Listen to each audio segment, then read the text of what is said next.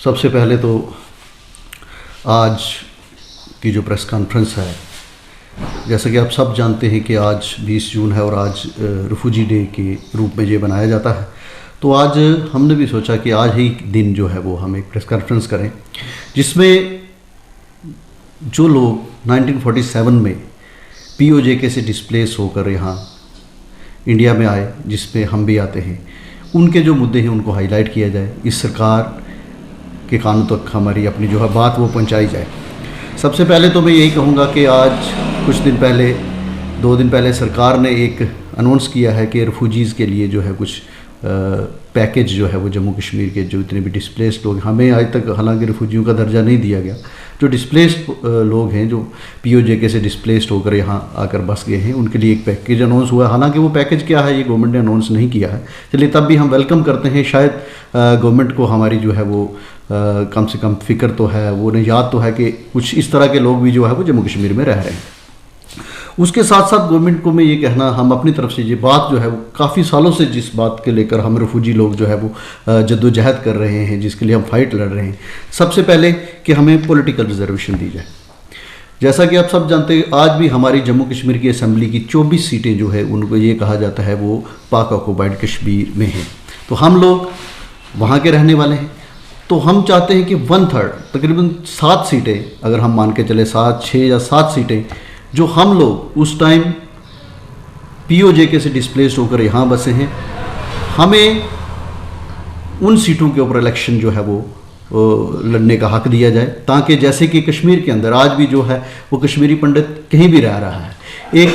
Satellite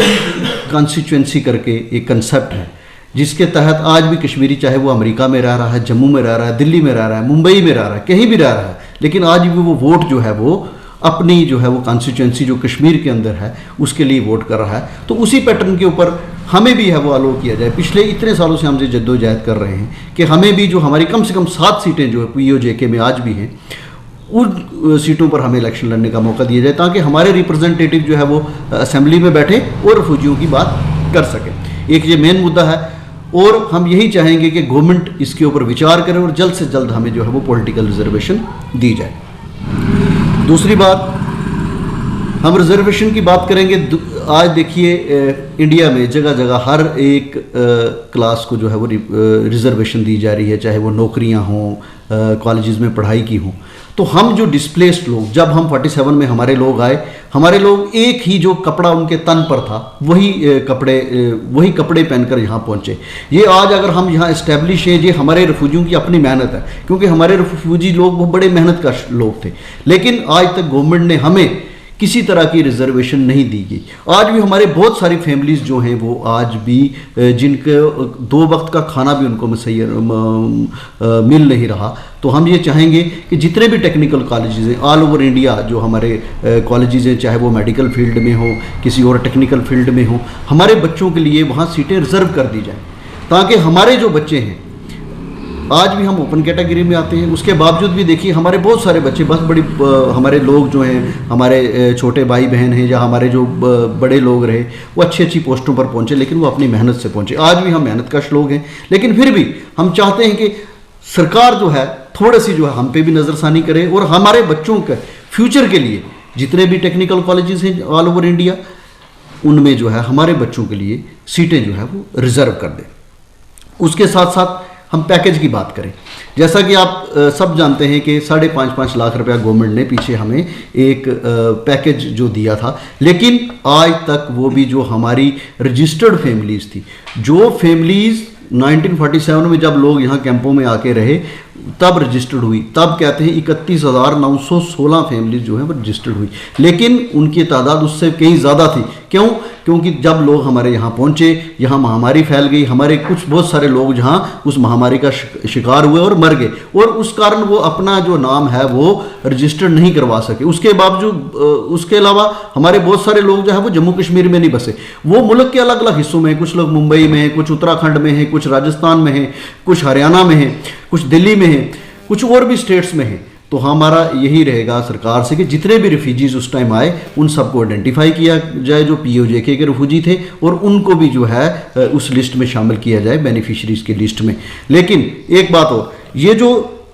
beneficiaries की list बनी थी। ये लिस्ट 1947 या 48 में बनी, तब 31,000 से 32,000 के तकरीबन फैमिली रजिस्टर्ड हुई। लेकिन आज एक एक फैमिली की 5-5 फैमिलियां बन चुकी हैं। लेकिन गवर्नमेंट उसी पैटर्न पे पैसे दे रही है या उसी पैटर्न पे हमें कंपनसेट कर रही है। तो हमारा सरकार से यह भी निवेदन रहेगा कि आज की परिस्थिति, आज का दौर, आज की महंगाई, आज का जो है आज के वक्त को मद्देनज़र रखते हुए हमारे रिफ्यूजीज़ को है वो कंपनसेशन दिया जाए। हालांकि रिफ्यूजियों ने कंपनसेशन की डिमांड जो है जो की थी, अभी बीजेपी की गवर्नमेंट है। मैं आपको एक बात बताता चलूं कि इससे पहले जब यूपीए की गवर्नमेंट थी, उन्होंने कहा जी 25-25 लाख रुपए एक फैमिली को दिया जाएगा। जब एनडीए की गवर्नमेंट आती है, एनडीए गवर्नमेंट ने कहा जी नहीं, हम 25 लाख रुपया नहीं दे सकते, हम पहले उसका सर्वे करेंगे कि क्या इन लोगों को ये इतने पैसे के हकदार भी हैं। फिर उन्होंने अपनी टीमें भेजी, जो टीमें जम्मू कश्मीर के अंदर आई, जहाँ जहाँ हमारे कैंप्स हैं। आज भी Bhour camp, Gol Gujral camp, Simbal camp, Badyal Brahmana और भी कहीं कहीं, पुंछ, राजौरी, नौशहरा, सुंदरवानी, कठुआ, सांबा, बहुत सारी जगह हमारे रिफ्यूजी रहते हैं। वो अलग अलग जगह पर गए, उन्होंने सर्वे किया और उन्होंने सेंट्रल गवर्नमेंट को एक रिपोर्ट सबमिट की, जिसमें उन्होंने कहा कि 25 लाख नहीं, ये फैमिली जो हैं, ये जो रिफ्यूजीज़ हैं, इनको ये डिस्प्लेस्ड हो गए। हालांकि मैंने आपको पहले भी कहा कि हमें रिफ्यूजियों का दर्जा आज तक नहीं दिया गया, हमें डिस्प्लेस्ड पर्सन कहा जाता है। तो उस टीम ने जो कि एक रिपोर्ट सबमिट की सेंट्रल गवर्नमेंट के सामने कि इनको 25 लाख नहीं, एक एक फैमिली को 30-30 लाख रुपया दिया जाना चाहिए। लेकिन आज देखिए कि जो 5.5 लाख रुपए की किस्त थी, वो भी आज तक हमारे जो रजिस्टर्ड फैमिलीज थी उनको भी नहीं हो सकी। शायद 19 से 20,000, 19,000 से भी कम लोगों को जो है वो ये पैसे मिले हैं, क्योंकि प्रोसेस बड़ी टफ है। इसमें करप्शन मकसद था। एक बार फिर मैं दोहराना चाहूँगा कि जितने भी बातें हमने की, बेशक वो पॉलिटिकल रिजर्वेशन हो, हमारे बच्चों के लिए इंडिया के अलग अलग कॉलेजेस में